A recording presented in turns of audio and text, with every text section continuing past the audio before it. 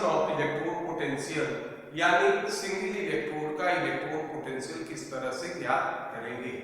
हम लोग इसके पहले ये देखे थे कि किस तरह से इलेक्ट्रोड पोटेंशियल ओरिजिनेट करता है या इसकी उत्पत्ति किस तरह से होती है। आज हम लोग ये देखेंगे डिटर्मिनेशन ऑफ इलेक्ट्रोड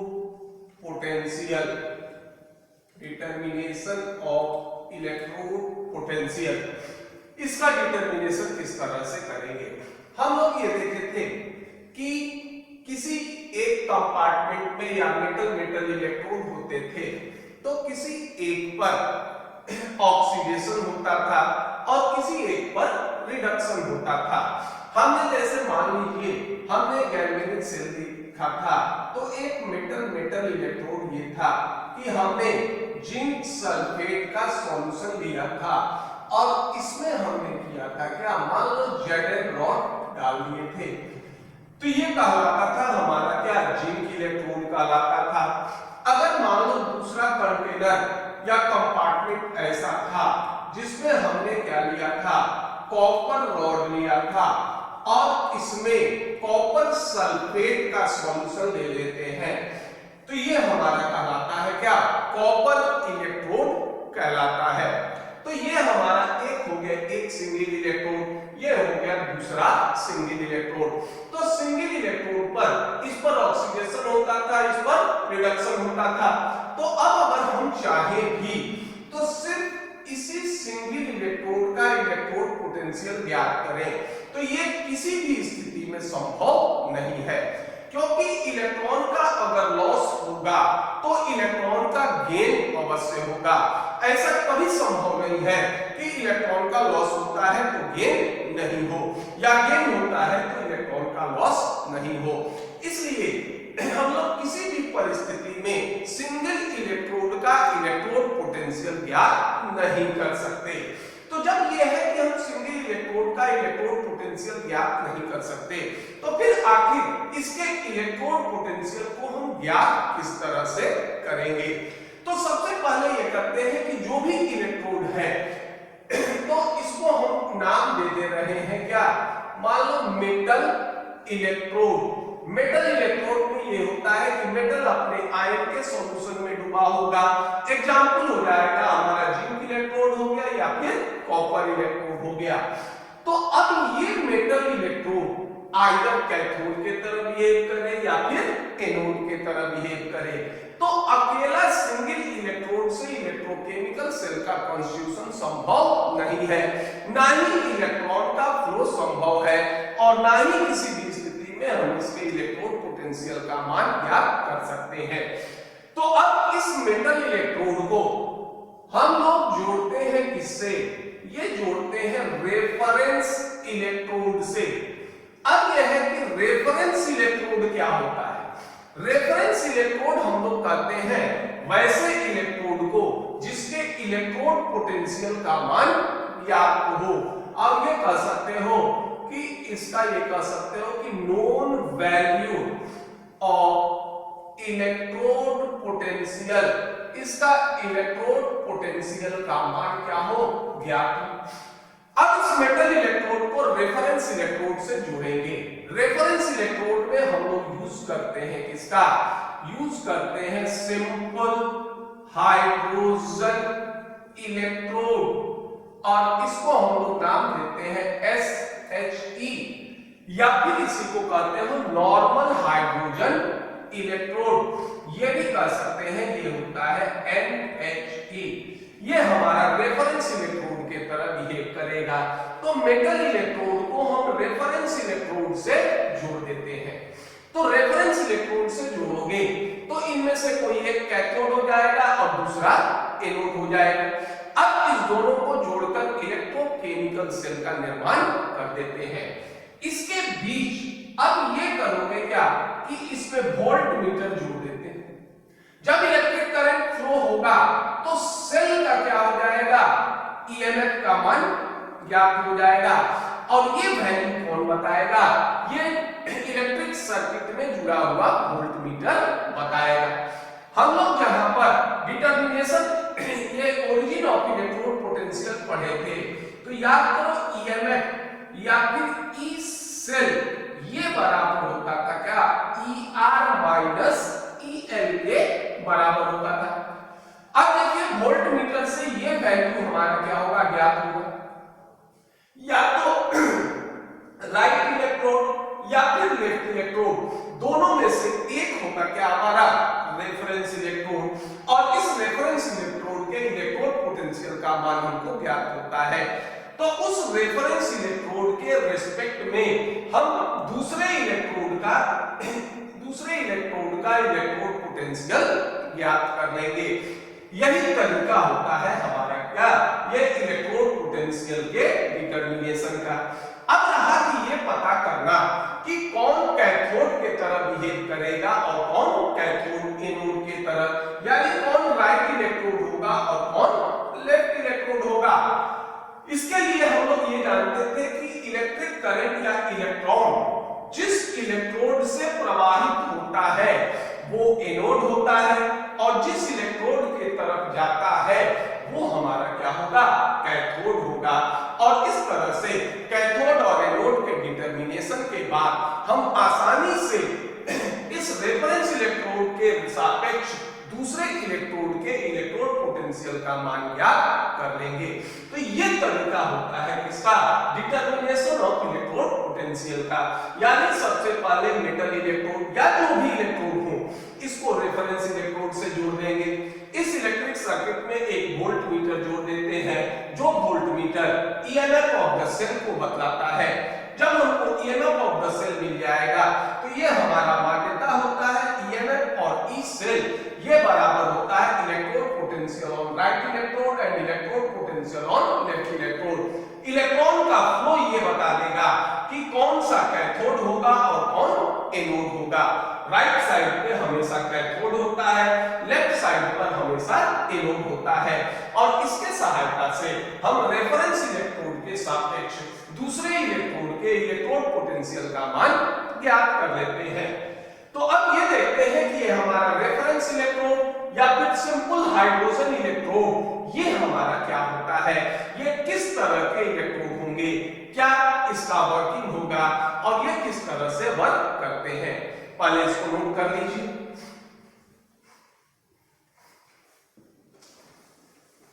अब हम लोग देखेंगे रेफरेंस इलेक्ट्रोड। रेफरेंस इलेक्ट्रोड के रूप में हम यहां यूज करते हैं सिंपल हाइड्रोजन इलेक्ट्रोड। ये होता है, इसको हम शॉर्ट में लिखते हैं SHE। अब यह है कि सिंपल हाइड्रोजन इलेक्ट्रोड या फिर सिंपल हाइड्रोजन इलेक्ट्रोड। अब यह है कि हम हाइड्रोजन को ही क्यों सेलेक्ट करते हैं। तो हाइड्रोजन के बारे में जानते हो कि हाइड्रोजन के आउटर शेल्स में एक इलेक्ट्रॉन होते हैं। अब ये हाइड्रोजन एक इलेक्ट्रॉन का लॉस करके भी स्टेबलाइज होता है और एक इलेक्ट्रॉन का गेन करके भी स्टेबलाइज होगा, यानी हाइड्रोजन का ऑक्सीडेशन भी संभव है और हाइड्रोजन का रिडक्शन भी संभव है। और दूसरा ये होता है कि ये जितनी आसानी से इलेक्ट्रॉन का लॉस करते हैं उतने ही आसानी से इलेक्ट्रॉन का गेन करेंगे। तो जब ये इलेक्ट्रॉन का लॉस करेंगे तो ये एनोड की तरह बिहेव कर लेंगे, जब ये इलेक्ट्रॉन का गेन करेंगे तो ये कैथोड की तरह बिहेव कर लेंगे। और इस चीज पर निर्भर करेगा कि ये किस तरह के इलेक्ट्रोड से जुड़ते हैं। इसलिए हम लोग रेफरेंस इलेक्ट्रोड के रूप में सिंपल हाइड्रोजन इलेक्ट्रोड का यूज करते हैं।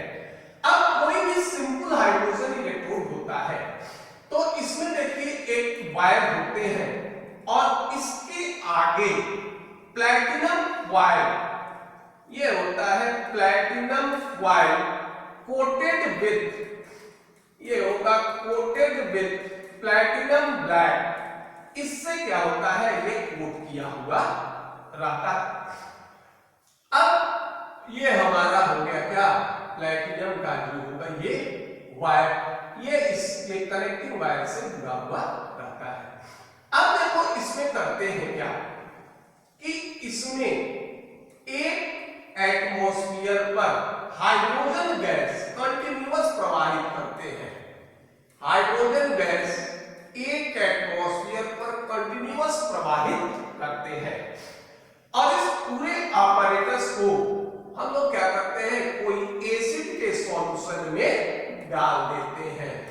ये पूरे को इलेक्ट्रोलाइट के रूप में ये हो जाएगा आपका एसिड सॉल्यूशन।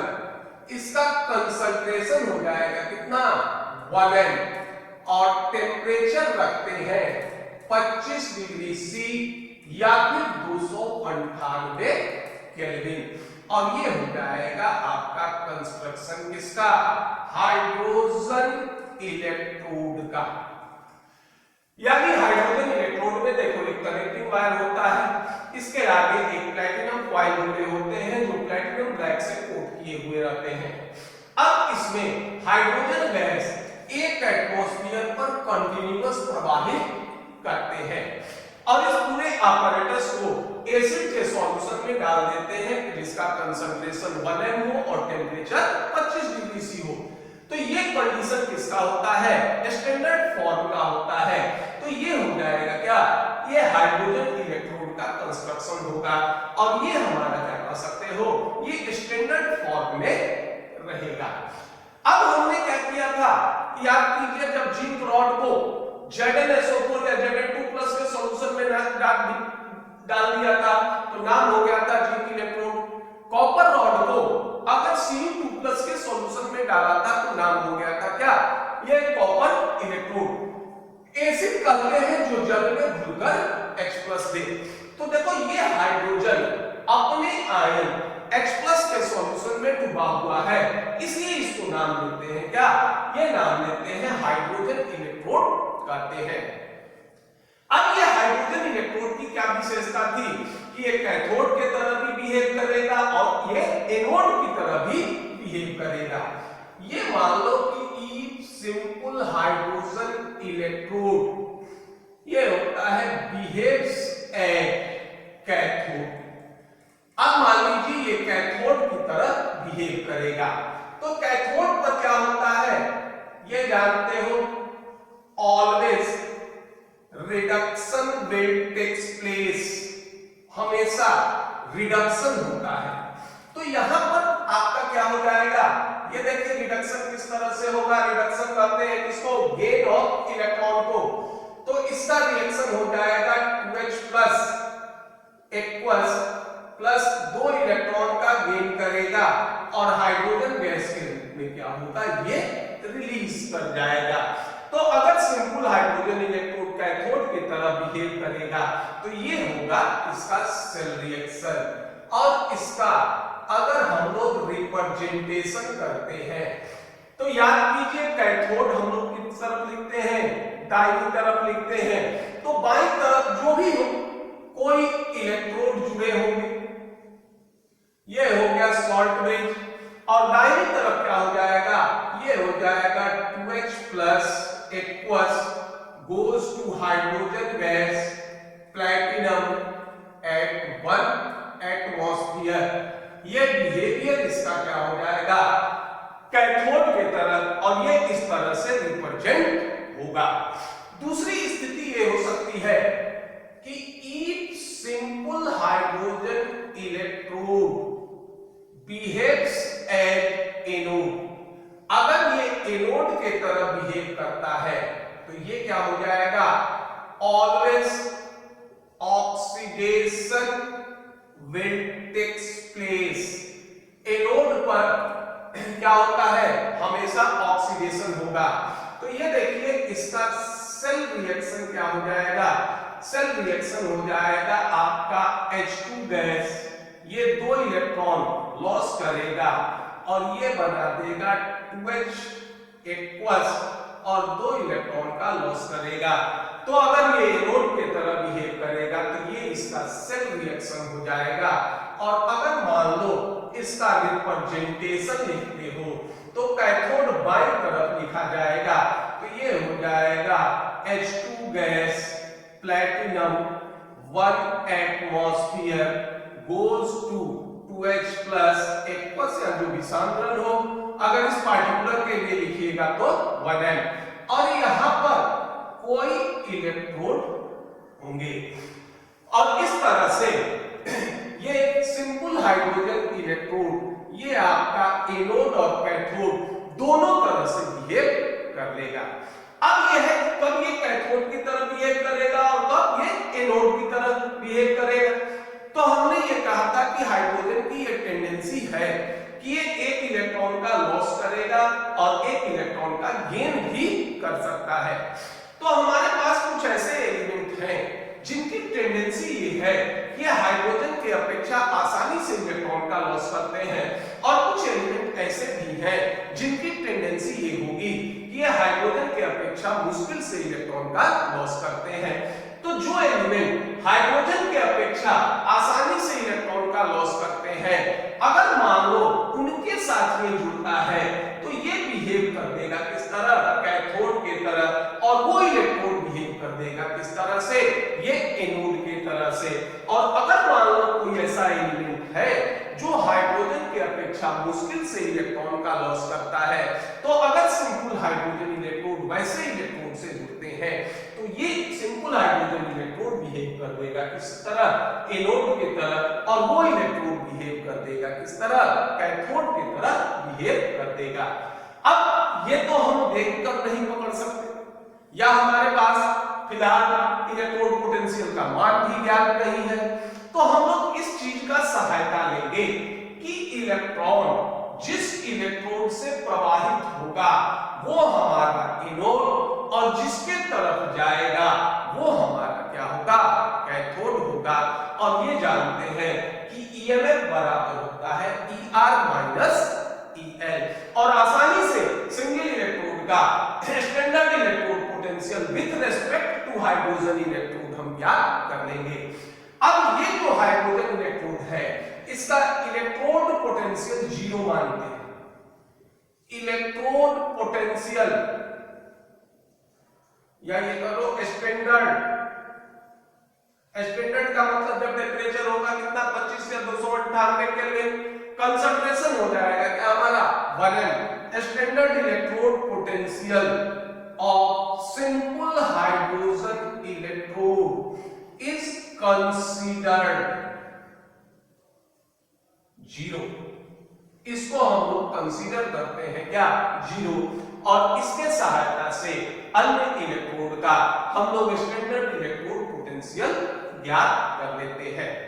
पहले इसको नोट कर लीजिए, फिर कुछ एग्जांपल के सहायता से हम लोग कुछ इलेक्ट्रोड का इलेक्ट्रोड पोटेंशियल ज्ञात करेंगे।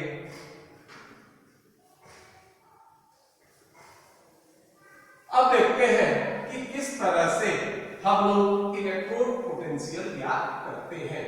इसमें हम लोग ये भी सीख जाएंगे कि किस तरह से सेल का रिप्रेजेंटेशन करेंगे या किस तरह से सेल रिएक्शन लिखेंगे। जैसे मान लो एक क्वेश्चन है कि zinc electrode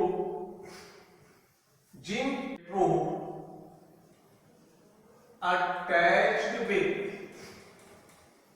simple hydrogen electrode, the EMF of the cell measured 0.76 volt. It was found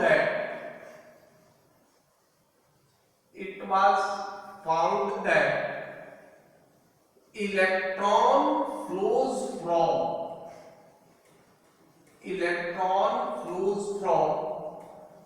zinc electrode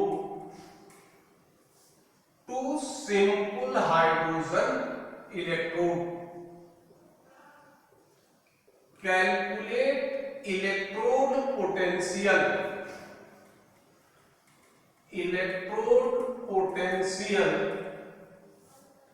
of zinc electrode. देखो जिंक इलेक्ट्रोड को हम लोग सिंपल हाइड्रोजन इलेक्ट्रोड से अटैच कर देते हैं और एक्सटर्नल सर्किट में जब वोल्ट मीटर जोड़ते हैं तो ईएमएफ ऑफ द सेल ये आता है कितना 0.76 वोल्ट। साथ में ये भी पाया गया कि इलेक्ट्रॉन फ्लो करता है कहां से, from zinc electrode to simple hydrogen electrode. हम लोग ये कहते हैं कि इलेक्ट्रॉन जिस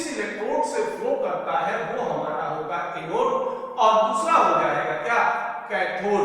तो इस तरह से ये होता है जिंक इलेक्ट्रोड, ये बिहेव करेगा किस तरह से, एनोड की तरह, और सिंपल हाइड्रोजन इलेक्ट्रोड ये बिहेव करेगा किस तरह, कैथोड की तरह बिहेव करेगा।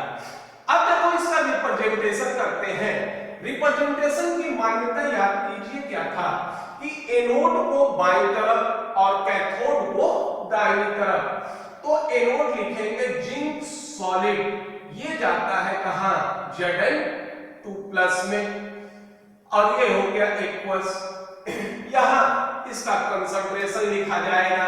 अगर कंसंट्रेशन जो भी हो, यहां अगर हम लोग स्टैंडर्ड फॉर्म लेते हैं तो कंसंट्रेशन इसका क्या होगा, 1m।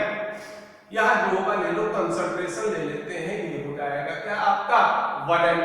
दूसरा ये होगा कि 2H+, इसका भी ये भी हो जाएगा एक्वस, ये चला जाएगा हाइड्रोजन गैस कहां, प्लैटिनम 1 एटमॉस्फेयर में। तो देखिए यहां भी कंसंट्रेशन 1m होगा, यहां भी 1m होगा, जो भी कंसंट्रेशन हो। अब इस तरह से हम सेल का रिप्रेजेंटेशन कर देते हैं।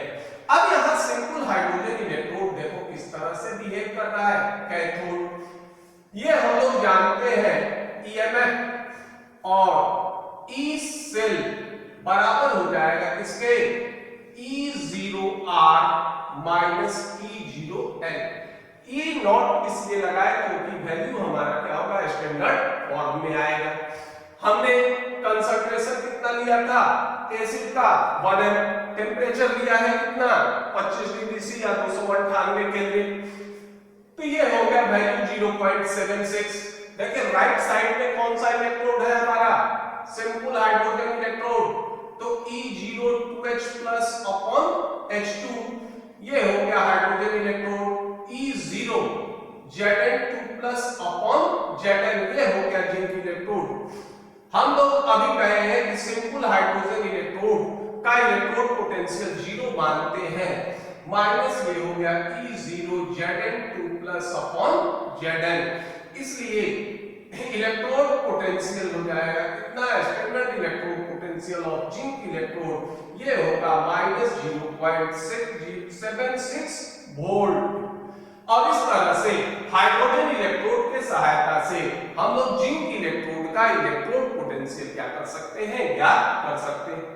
अब देखिए अगर मान लो ये भी हो सकता है कि अगर मान लीजिए आपको ये सेल रिएक्शन सेल बनाकर दे दे और कहे कि इसका सेल रिएक्शन लिखिए, तो देखो यहाँ एक चीज ये है कि बाईं तरफ जो भी लिखा जाता है वो हमारा होता है एनोड। एनोड पर होता है क्या, ऑक्सीडेशन।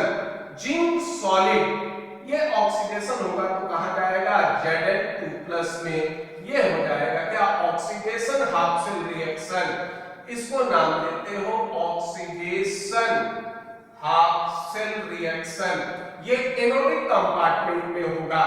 और दूसरा ये लिख लो 2H+ एक्वस, ये इलेक्ट्रॉन का गेन करेगा और ये बनाएगा क्या, H2 गैस, और ये होता है कैथोड में। और इसको नाम देते हैं रिडक्शन हाफ सेल रिएक्शन। और इस दोनों को जोड़ दो तो ये हो जाएगा ओवरऑल रिएक्शन, और ये हो जाएगा zinc solid plus 2H aqueous gives out Zn2+ aqueous plus H2 gas. इस सेल का ये हो जाएगा सेल रिएक्शन का मान। तो इस तरह से हम सेल का भी रिप्रेजेंटेशन कर सकते हैं, सेल रिएक्शन भी लिख सकते हैं और EMF का मान भी ज्ञात कर सकते हैं। तो अब पहले इसको नोट डाउन कर लीजिए। एक और इलेक्ट्रोड को हम लोग सिंपल इलेक्ट्रोड से जोड़ते हैं और इस बार सिंपल हाइड्रोजन इलेक्ट्रोड का बिहेवियर कैथोड नहीं बल्कि एनोड की तरह कर रहे हैं। जैसे मान लो ये करते हैं इस बार copper electrode attached with simple hydrogen electrode, the EMF of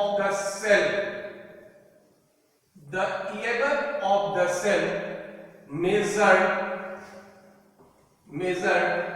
0.34 volt. It was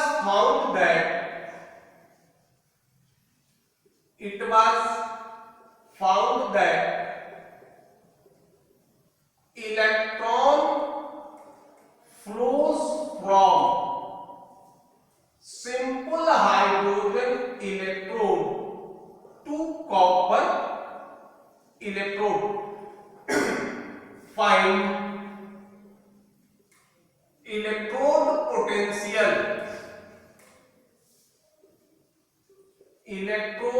potential of copper electrode.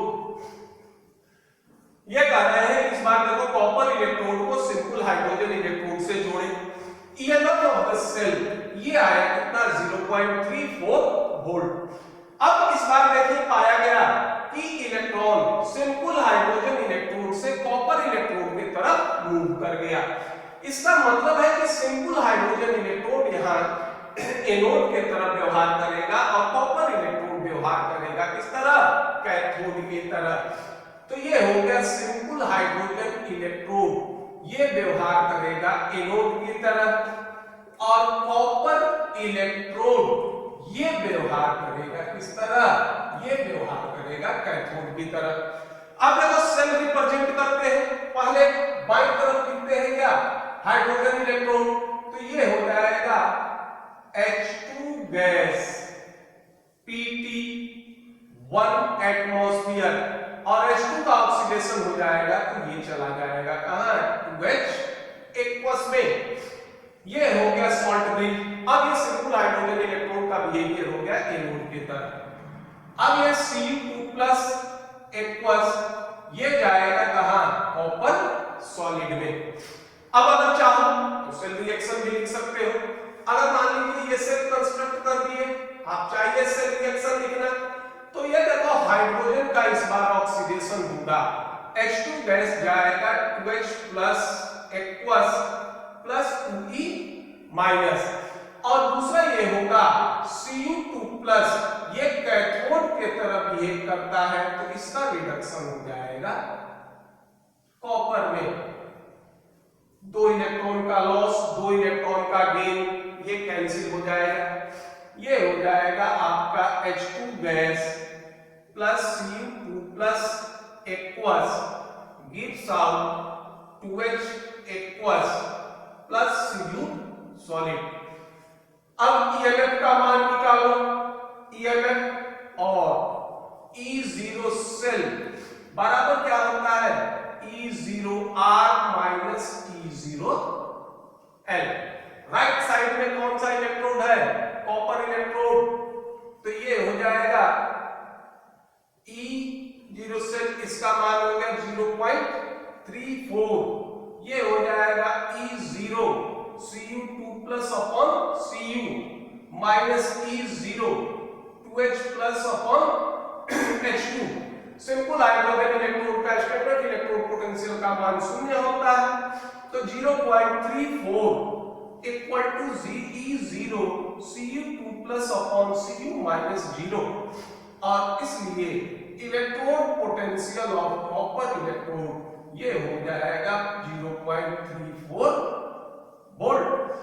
और इस तरह से with respect to simple hydrogen electrode हम लोग कॉपर इलेक्ट्रोड का भी इलेक्ट्रोड पोटेंशियल का मान ज्ञात कर सकते हैं।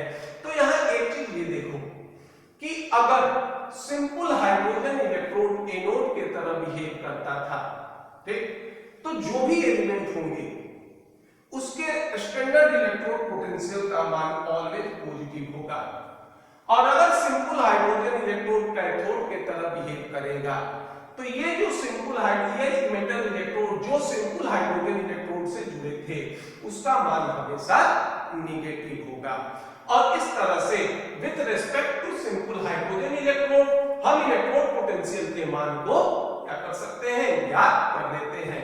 अब एक क्वेश्चन से हम लोग किस तरह से सेल बनाते हैं या फिर ये डिटरमाइन करेंगे इसके वैल्यू से कि कौन कैथोड होगा और कौन एनोड होगा।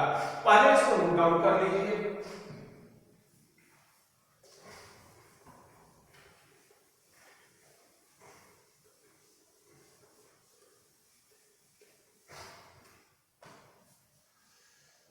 क्वेश्चन ये है कि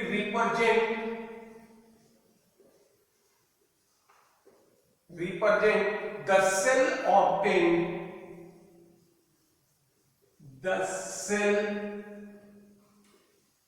obtained by coupling of the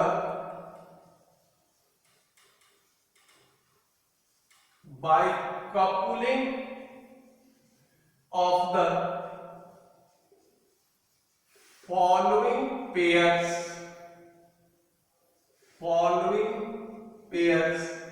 of metal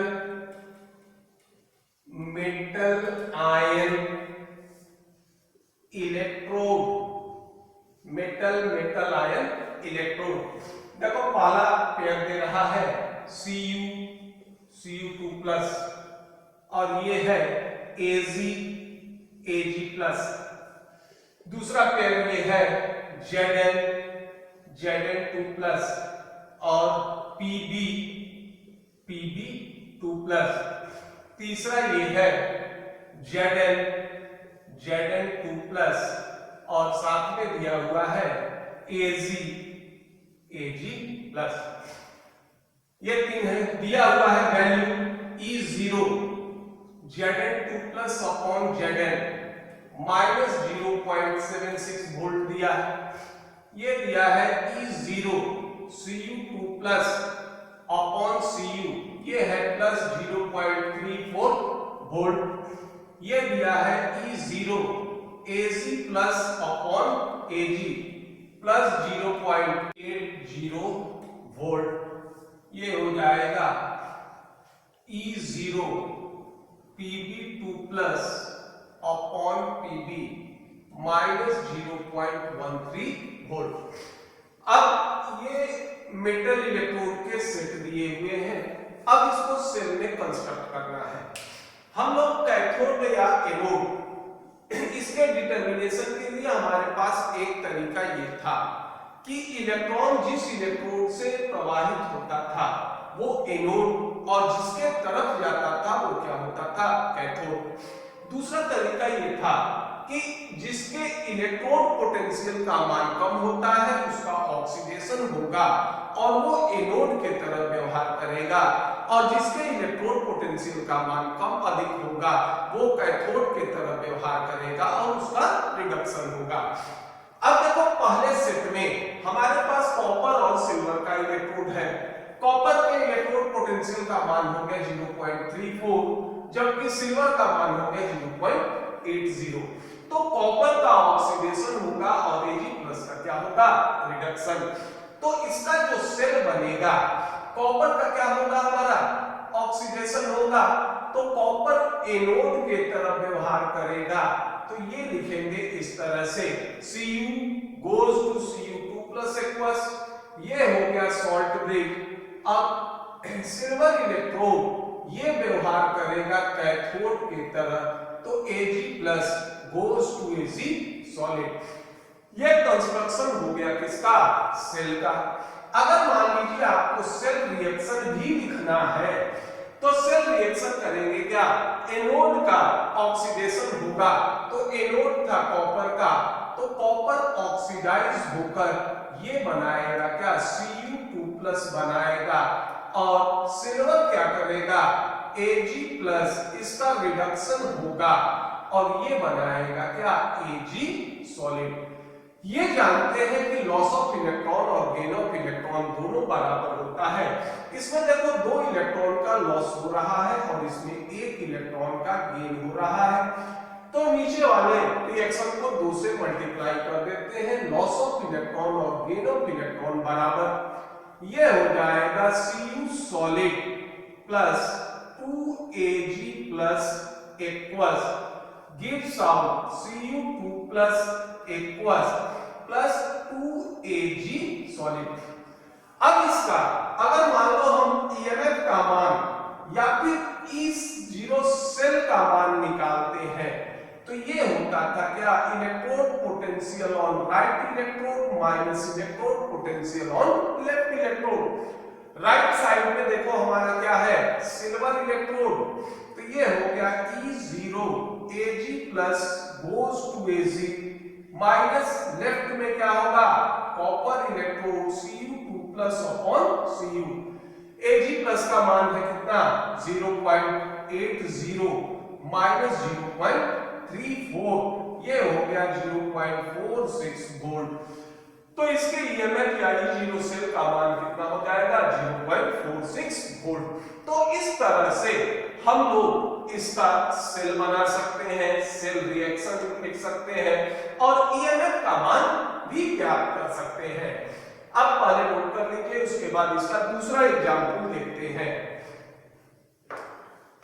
दूसरे एग्जाम्पल में देखो, एक मेटल इलेक्ट्रोड है क्या जिंक का और दूसरा मेटल इलेक्ट्रोड है किसका, लेड का। अब आप दोनों मान देखिए, जिंक का वैल्यू हो गया -0.76, लेड का हो गया -0.13, तो जिंक का मान कम है तो जिंक हो गया एनोड और लेड हो गया कैथोड। तो सेल का कंस्ट्रक्शन करोगे तो जिंक हमारा किस तरह बिहेव करेगा, ये बिहेव करेगा एनोड की तरह, तो जिंक का ऑक्सीडेशन हो जाएगा किसमें, Zn2+ में। लेड का रिडक्शन हो जाएगा तो ये हो जाएगा क्या, Pb2+ एक्वस, ये चेंज होकर आएगा कहां, Pb सॉलिड में। ये रिप्रेजेंटेशन हो गया किसका, सेल का। अब अगर मान लीजिए आप लिखते हैं सेल रिएक्शन, तो देखो जिंक का ऑक्सीडेशन हो रहा है तो जिंक इलेक्ट्रॉन का लॉस करके कहां जाएगा, ये जाएगा Zn2+ में, और लेड क्या होगा Pb2+, इसका रिडक्शन होगा क्योंकि ये कैथोड की तरह बिहेव करता था, तो ये 2 इलेक्ट्रॉन का गेन करेगा, लेड सॉलिड के रूप में आएगा। अब देखिए 2 इलेक्ट्रॉन का लॉस हो रहा है और 2 इलेक्ट्रॉन का गेन, तो लॉस ऑफ इलेक्ट्रॉन और गेन ऑफ इलेक्ट्रॉन कैंसिल हो जाएगा, ये हो जाएगा Zn solid plus Pb2+ aqueous gives out Zn2+ aqueous plus ये हो जाएगा Pb सॉलिड। ये होगा इस गैल्वेनिक सेल का सेल रिएक्शन। अगर आप फिर ईएमएफ या फिर E0 सेल का मान लिखते हो तो ये क्या होता है, E0R minus E0L। Right side में देखो कौन सा इलेक्ट्रोड है, लेड, तो ये वैल्यू हो जाएगा क्या, E0 Pb2+ upon Pb। Left side में देखिए कौन सा इलेक्ट्रोड है, जिंक इलेक्ट्रोड, ये होगा E0 Zn2+ upon Zn। Value रखो, लेड का मान हो गया कितना -0.13 माइनस ये हो गया -0.76 वोल्ट। अब यहां क्या हो जाएगा, माइनस माइनस प्लस हो जाएगा और 76 में से ये हो जाएगा कितना 63, ये हो जाएगा 0.63 वोल्ट। ये इस सेल का ईएमएफ या E0 सेल का मान हो जाएगा। और तीसरे में देखिए जिंक इलेक्ट्रोड को कपल किया गया है किसमें, सिल्वर इलेक्ट्रोड में, तो पहले नोट कर लो, उसके बाद फिर तीसरा एग्जांपल देखते हैं। अब तीसरे में यह दिया है जिंक इलेक्ट्रोड को कपल कर रहा है किससे, सिल्वर से। अब देखिए जिंक का मान -0.76, सिल्वर का मान क्या हो गया +0.80, तो फिर जिंक इलेक्ट्रोड एनोड के तरह और सिल्वर इलेक्ट्रोड कैथोड के तरह। तो सेल बनाएंगे तो जिंक इलेक्ट्रोड क्या था, एनोड के तरह, तो जिंक सॉलिड ये जाएगा किसमें, Zn2+ में, हो गया इसका ऑक्सीडेशन। सिल्वर इलेक्ट्रोड हमारा कैथोड है तो ये जाएगा Ag+ aqueous goes to Ag। अब इसका अगर हम सेल रिएक्शन लिखते हैं तो ये हो जाएगा जिंक, इसका ऑक्सीडेशन होगा तो ये जाएगा Zn2+, 2 इलेक्ट्रॉन का लॉस करेगा। सिल्वर आयन का रिडक्शन होगा तो Ag प्लस ये इलेक्ट्रॉन का गेन करेगा और Ag सॉलिड के रूप में आ जाएगा। अब देखो इसमें 2 इलेक्ट्रॉन का लॉस हो रहा है और 1 इलेक्ट्रॉन का गेन हो रहा है, तो लॉस ऑफ इलेक्ट्रॉन और गेन ऑफ इलेक्ट्रॉन को बराबर करने के लिए इसको हम नीचे वाले रिएक्शन को 2 से मल्टीप्लाई करेंगे। अब देखो 2 इलेक्ट्रॉन का लॉस हुआ और 2 इलेक्ट्रॉन का गेन हुआ, जोड़ दोगे ये हो गया zinc solid plus 2Ag plus aqueous gives out Zn2 plus aqueous plus 2Ag solid. ये हो जाएगा हमारा क्या सेल रिएक्शन। अब मान लीजिए फिर हम ये भी निकालें ENF या E0 सेल का मान ये कितना होता था E0R माइनस E0L। अब देखो राइट साइड में कौन सा इलेक्ट्रोड है सिल्वर, लेफ्ट साइड में कौन सा इलेक्ट्रोड है जिंक, तो ये हो जाएगा राइट साइड में सिल्वर है तो E0 Ag plus goes to Ag, left side में क्या है हमारा ये जिंक है तो Zn2 plus goes to Zn। अब वैल्यू देखिए सिल्वर का कितना हो गया 0.80 माइनस 0.76 वोल्ट, ये हो गया 0.80 माइनस प्लस 0.76 वोल्ट, ये हो जाएगा आपको 1.56 वोल्ट। तो इसका को अगर इस इलेक्ट्रॉन को कपल करोगे तो ये गैल्वेनिक सेल बनेगा, ये इसका सेल रिएक्शन होगा और ये इसका क्या हो जाएगा EMF का मान होगा। तो इस तरह से अगर हमको मेटल इलेक्ट्रोड या फिर इलेक्ट्रोड पोटेंशियल का मान दिया रहे तो हम सेल कंस्ट्रक्ट कर लेंगे, सेल रिएक्शन लिख लेंगे, EMF का मान भी लिखेंगे। और दूसरा इसमें हमने एक चीज देखा था कि with respect to simple hydrogen electrode हम लोग सिंगल इलेक्ट्रोड का स्टैंडर्ड इलेक्ट्रोड पोटेंशियल का मान ज्ञात कर लेते हैं। अब आगे हम लोग ये देखेंगे, हमने पहले भी पढ़ा था जहां ओरिजिन ऑफ इलेक्ट्रोड पोटेंशियल में कि वैल्यू ऑफ इलेक्ट्रोड पोटेंशियल ये कंसंट्रेशन पे भी डिपेंडेंट होता है और टेम्परेचर पे भी डिपेंडेंट होता है। हमने जो इलेक्ट्रोड पोटेंशियल का मान ज्ञात किया वो कब ज्ञात किया जब कंसंट्रेशन हमारा 1 m हो और टेम्परेचर कितना हो 25 डिग्री सी या 298 केल्विन हो। तो आगे के वीडियोस या लेक्चर में ये देखेंगे कि इलेक्ट्रोड पोटेंशियल में किस तरह से कंसंट्रेशन में परिवर्तन होता है, यानी यदि कंसंट्रेशन में परिवर्तन करेंगे तो इलेक्ट्रोड पोटेंशियल में क्या परिवर्तन होता है, और इस तरह आगे का क्रम जारी रहेगा। तो अगर आपको ये वीडियो पसंद आया हो तो कृपया लाइक करें, सब्सक्राइब करें। धन्यवाद।